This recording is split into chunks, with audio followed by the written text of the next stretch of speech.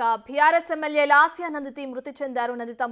అయితే దీనికి సంబంధించి కూడా మరింత సమాచారాన్ని అందించడానికి మా ప్రతినిధి దుర్గారెడ్డి అందుబాటులో ఉన్నారు. సో దుర్గారెడ్డి, ప్రస్తుతం లాస్యా నందిత మృతి తర్వాత నియోజకవర్గంలో ఎటువంటి పరిణామాలు చోటు చేసుకుంటున్నాయి? బీఆర్ఎస్ నేతలు ఎవరైనా ఆమె మృతదేహాన్ని సందర్శించడానికి వచ్చారా? ఇప్పటి వరకు డ్రైవర్ పరిస్థితి ఏ విధంగా ఉంది?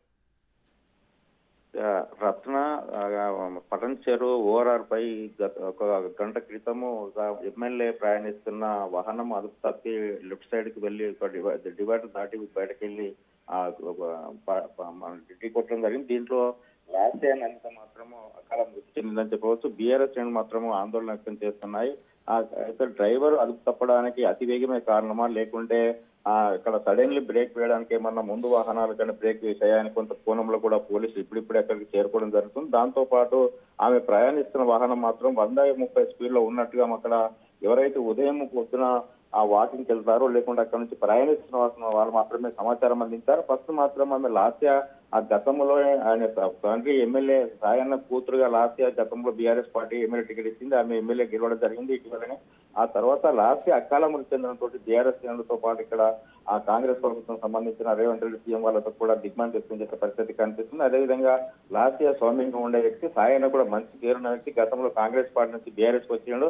ఎప్పుడు కూడా కలయికతో అందరితో కలిసిమెలిసి ఉండే వ్యక్తి చనిపోవడం, అదేవిధంగా లాస్యా కూడా ఎమ్మెల్యే అయిన తర్వాత ఈ 2-3 మాసాల్లో కలిసి చనిపోవడం, కుటుంబ సభ్యులను అదేవిధంగా స్థానికులను భయభ్రాంతకు గురి చేసినట్టు చెప్పవచ్చు రత్న. అదేవిధంగా అతివేగమే కారణమైందా, లేకుంటే ముందు వెహికల్ వెళ్లే వాహనం తప్పించే ప్రయత్నంలో ఆ డ్రైవర్ అదుపు తప్పాడనే విషయంలో మాత్రం పోలీసులు పటంచెరుకు సంబంధించిన డిఎస్సీ అక్కడికి పోలీసులు మాత్రం చేరుకోవడం జరిగింది. లాస్యా నందిత మృతదేహాన్ని మాత్రం పటంచెరు గవర్నమెంట్ ఆ ఏరియా ఆసుపత్రికి తరలించే నిమగ్నంలో పోలీసులు, అదేవిధంగా స్థానికులు, అదేవిధంగా అక్కడ పనిచేసేవారు ఎవరైతే రోడ్డు మీద అటు వెళ్ళేవారు ఉన్నారో అక్కడ గుమ్మిగూడి వాళ్ళంతా కూడా లాస్యా ఎమ్మెల్యే ఆ డ్రైవర్ మాత్రం ఆసుపత్రికి తరలించడం జరిగింది. అతను కోమాలో ఉన్నాడు. ఏం జరిగిందనే విషయం మాత్రం ఆయన ఆసుపత్రి నుంచి కొంచెం కోలుకున్నాక విషయాలు బయటకు వచ్చే అవకాశాలు కనిపిస్తున్నాయి. నిజంగానే పొద్దున ఉదయం 5 గంటల తర్వాత కొంచెం 5-10 నిమిషాల ప్రాంతంలో జరిగినట్లయితే ఆ సమాచారం అయితే మా ఎమ్మెల్యే చనిపోయిన విషయం అయితే కొంత బయటకు రావడం జరిగింది. దాంతో పాటు అక్కడికి పోలీసు వర్గాలు, తర్వాత లాస్యా కుటుంబ సభ్యులు, బంధువులు, ఆ తర్వాత మిగతా ఎమ్మెల్యేలు కూడా ఇప్పుడిప్పుడే అక్కడ చేరుకుంటున్నారు. ప్రభుత్వం పటంచెరు ఆసుపత్రిలో లాస్యా నందిత మృతదేహాన్ని పోస్ట్ మార్టం చేసే అవకాశాలు అయితే కనిపిస్తున్నాయి రత్న. రైట్ దుర్గారెడ్డి, అయితే మనం విజువల్స్లో చూస్తున్నాం కారు ఏ విధంగా డ్యామేజ్ అయింది అన్నది. అయితే అంత వేగంగా వెళ్ళి సైడునున్న డివైడర్ని ఢీకొట్టారు అంటే అతివేగమే ప్రమాదానికి మెయిన్ కారణంగా చూడొచ్చు అంటారా? అయితే ఈ ప్రమాదం జరిగిన తర్వాత మొదటిసారిగా ఎవరు చూశారు? అక్కడ ఉన్న స్థానికులు ఎవరైనా తెలిసిందా? ఎవరు చూశారు? ఆవిడని ఎవరు బయటకు తీయడానికి ప్రయత్నించారు? ఈ విషయాలు ఏమైనా అప్డేట్స్ ఉన్నాయా? అయితే రత్న, ముందుగా అక్కడికి వాహనం వెళ్తున్న సమయంలో పక్క వాహనాలు, ఎదురుగా వచ్చే వాహనాలు, ఆ తర్వాత వెనుకొచ్చే వాహనాలు మాత్రం అక్కడ ప్రమాదం జరగంగానే అక్కడికి ఒక 2-3 నిమిషాల లోపే చేరుకోవడం జరిగింది. చేరుకున్న తర్వాత అక్కడ స్థానికులు, అదేవిధంగా సఫాయి కార్మికులు ఆ రోడ్ పంట వాళ్ళ వరకు సమాచారం అందించారు. అక్కడ ప్రమాదం జరిగిందని చెప్పారు. అప్పటికే అక్కడికి వెళ్లేవారు ఎవరైతే ఉన్నారో వాళ్ళంతా కూడా ఆ పోలీసులకు ఆ సమాచారం అందించాలని చెప్పి అక్కడికి వెళ్ళిన తర్వాత కార్ నెంబర్ చూసి ఇక్కడ MLA, cantonment MLA Lasya Nanditha కార్లా గుర్తించిన తర్వాత మాత్రమే పోలీసులకు సమాచారం రావడం జరిగింది. అక్కడ ఉన్న వాళ్ళంతా కూడా సఫాయి వాళ్ళు అక్కడికి చేరుకొని తీసే ప్రయత్నం చూస్తే అప్పటికే తీవ్ర గాయాలైనాయి. నిజంగా car balloons front side open కావాలి. ఆమె నిజంగా బ్యాక్ సైడ్ సీట్ లో ఉంది. ఫ్రంట్ సైడ్ బెలూన్ ఓపెన్ అయినా కానీ డ్రైవర్ సైడ్ మాత్రము అతనికి బాగా తీవ్రంగా గాలవడంతో అతను తీసుకొని బయటకు ఆసుపత్రికి తరలించే ప్రయత్నం చేశారు. ఈమెను కూడా తీసి సేఫ్ గా ఉందా లేకుండా ఎలా ఉందని కాపాడే ప్రయత్నం చేసినా కానీ అప్పటికే ఆమె చనిపోయినట్లుగా ఉంది. సడన్లీగా ప్రమాదం జరగగానే లెఫ్ట్ సైడ్ కు ఆ పల్టీ కొట్టే సమయంలో మాత్రము అంత స్పీడ్ గా దాదాపు 100-150 స్పీడ్ గా ఔటర్ రింగ్ రోడ్ మీద వాహనాలు వెళ్తుంటాయి.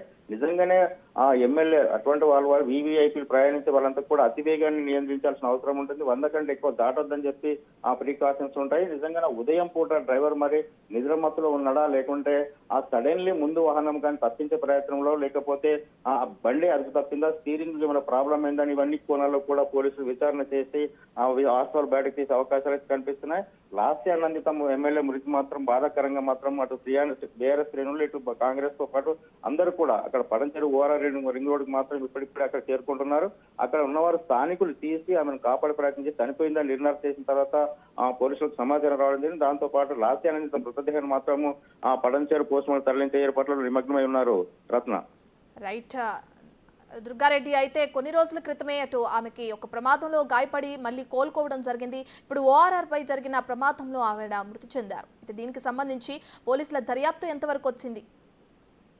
అయితే రత్న పోలీసులు మాత్రము ఉదయం ప్రమాదం జరగగానే ఇప్పుడు 10-15 నిమిషాల క్రితమే అక్కడ డిఎస్పీ అదేవిధంగా సిఐ పోలీసులు మాత్రం చేరుకోవడం జరిగింది. దాంతో పాటు ఆ లాస్య గతంలో దెబ్బతిన్న ఆరోగ్యం పాలైనప్పుడు మాత్రం కేటీఆర్ మాజీ మంత్రి అక్కడికి వెళ్ళి పరామర్శించడం జరిగింది. దాంతో పాటు ఆ గతంలో తన తండ్రి ఎమ్మెల్యే సాయన కంటోన్మెంట్ ఎమ్మెల్యే సాయన్న పనిచేసింది. ఆమె కూతురు టికెట్ ఇవ్వడం గెలవడం, ఆ తర్వాత ఆరోగ్యం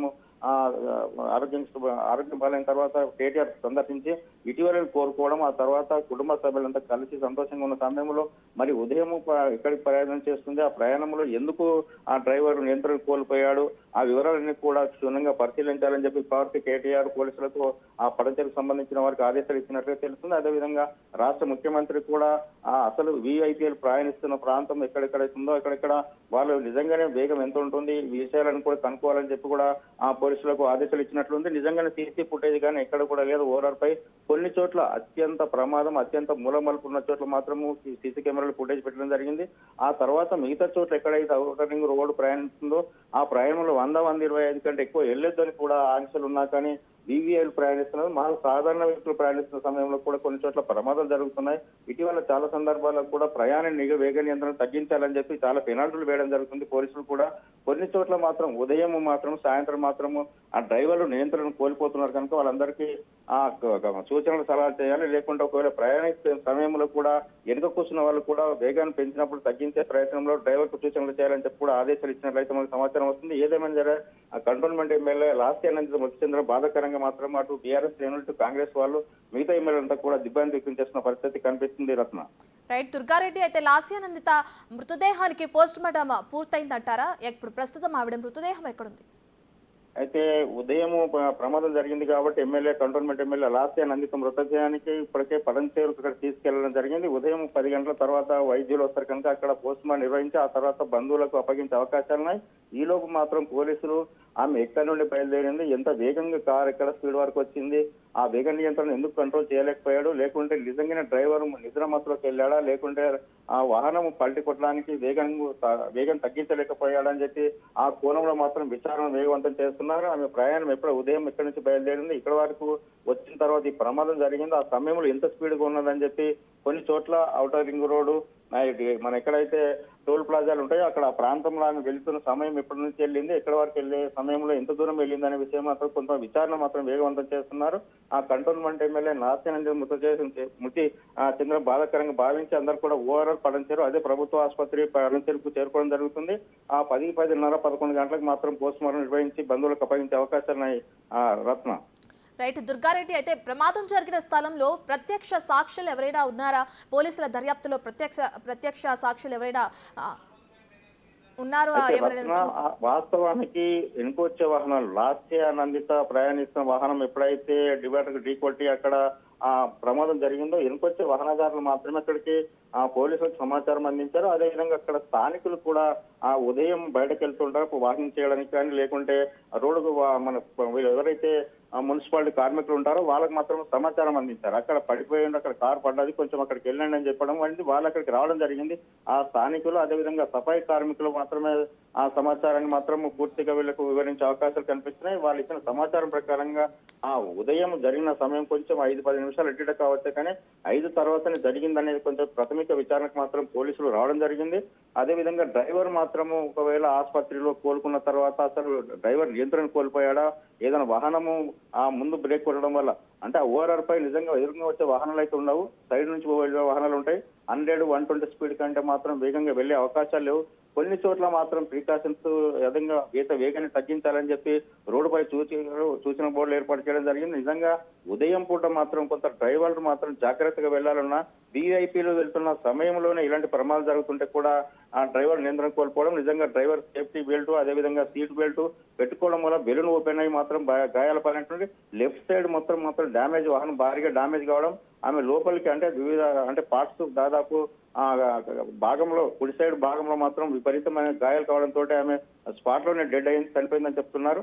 నిజంగానూ ఆసుపత్రికి వచ్చిన తర్వాత ఎలాంటి గాయాలైనా ఏ సమయంలో అయిందని చెప్పి పోస్ట్ మార్టం నివేదికలు వచ్చే అవకాశాలు అయితే కనిపిస్తున్నాయి. రత్న రైట్ దుర్గారెడ్డి, అయితే ORR పై ప్రయాణం చేస్తున్నప్పుడు ప్రమాదం జరిగింది. అయితే ఆవిడ ఎక్కడి నుంచి ఎక్కడి వరకు ప్రయాణం చేస్తున్నారు, ఇదేంటి అన్న డీటెయిల్స్ ఏమైనా తెలిసాయా? అయితే అయితే రత్న ఇప్పటివరకు అయితే ఆమె ఓఆర్ఆర్ నుంచి మరి అక్కడికి ఎయిర్పోర్ట్కి వెళ్తున్నారా లేకుంటే ఓఆర్ఆర్ నుంచి ఇక్కడ ఏవిరీకి వెళ్తున్నారని కుటుంబ సభ్యులు కూడా ఇప్పటివరకు అయితే తెలపలేదు. అక్కడికి వచ్చిన తర్వాత సమాచారాన్ని మాత్రం పోలీసులు మాత్రం వివరాలు సేకరిస్తున్నారు. ఆ సమయంలో వచ్చినప్పుడు ఆ డ్రైవర్ నియంత్రణ కోల్పోయాడా, డ్రైవర్ రాత్రి ఏమన్నా ఎక్కడి నుండి వచ్చిండు, లేకపోతే డ్రైవర్ ను బయలుదేరే సమయము వాళ్ళు ఎక్కడి నుంచి వస్తున్నారనే వివరాలు కొనుక్కునే ప్రయత్నంలో ఉన్నారు. అదేవిధంగా ఎమ్మెల్యే కనుక ఇప్పటికే అక్కడ చాలా మంది చేరుకోవడంతో ట్రాఫిక్ జామ్ అయ్యే అవకాశాలు ఉన్నాయని చెప్పి పోలీసులు మాత్రము లాస్య నందిత ఓఆర్ఆర్ పై ప్రమాదం జరిగిన సంఘటన నుంచి పడంచేరు మృతదేహాన్ని తరలించే నిమగ్నమై ఉన్నారని చెప్పవచ్చు. మరి కాసేపట్లో మాత్రము ఈ పూర్తి వివరాలు మనకు వచ్చే అవకాశాలు కనిపిస్తున్నాయి. ఆమె ఎక్కడి నుంచి బయలుదేరారు, ఏ సమయంలో బయలుదేరారు, ఎక్కడికి వెళ్తున్నారు, ఆ కారులో ఎవరెవరు ఉన్నారనేది. కాకపోతే ఫస్ట్ విషయం ఏంటంటే డ్రైవర్ కు తీవ్ర గాయాలు కావడం, అతన్ని ఆసుపత్రికి తరలించడం, చనిపోవడం నిలబడి మిగతా సభ్యులు అక్కడ ఎవరున్నా కానీ ఆ వివరాలు చెప్పలేకపోవడం వల్ల పోలీసులు కొంత ఆ సమయం పట్టే అవకాశాలు కనిపిస్తున్నాయి. Ratna. Right, thank you Durga Reddy.